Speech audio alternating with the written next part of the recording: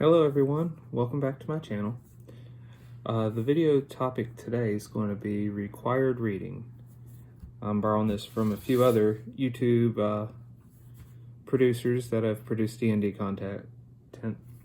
I got about 4 books here that we're going to go over and why you should read them and how they can help your D&D game or any other fantasy or RPG game you are running. The first is this big Necronomicon by HP Lovecraft. It's a collection of almost all his works, and that is very useful when inspiring horror or just the weird.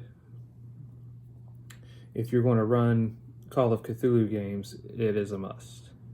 If you want Call of Cthulhu flavors thrown into your D&D game, it will help tremendously. Then, the next is this big, the complete Chronicles of Conan. And it's by Robert E. Howard. It is every single story Robert E. Howard wrote of Conan before he died. A lot of them are short. I think the longest one in there is 100 pages. And if you need the Conan flavor for your game, every story will help you grab the details you need to apply them to your game. By the descriptions, by the feel. There's even, first 20 pages is his world building for the Conan adventures, the Cimmerian Age. Or the Hyborian Age. He did that, as he says in the book, to give him basis and history for what he was writing to make the world feel more real. Next is a book series by Michael Moorcock. The Knight of the Sword is the Corum book 1. The whole Corum series is really good. If you want to see where some of the D&D artifacts come from, like the Hand and Eye of Vecna, this is it. And it is different flavored than what they now have in D&D.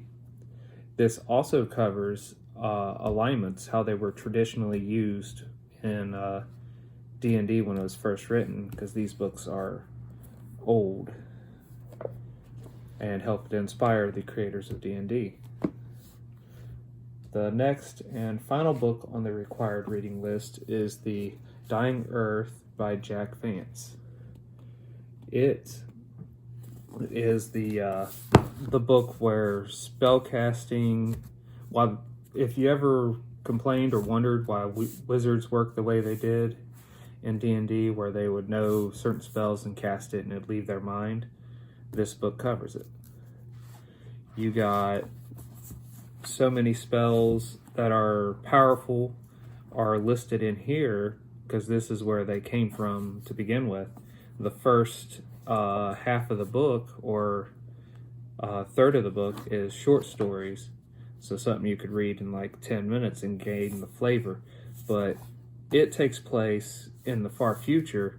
The sun is slowly dying. The earth has advanced its technology so far, and now the current civilization doesn't have the understanding that the previous civilization that built it up to that point had. So it's slowly decreasing that way too. So it's a mix of sci-fi and fantasy, which is a great way to throw sci-fi into your fantasy. Overall, it is great. These are the books I recommend to help you expand your gaming inspiration and to help you with more details that you can always use and throw in, because a large portion of the game, as we know, is not game mechanics, it's story and descriptions. Well, that's it for today. If you liked the video, hit me with a thumbs up. If you have any comments, put them down below. Also, answer this question for me.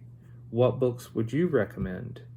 Pick what 3 books would you recommend for a DM to read to help them with their game?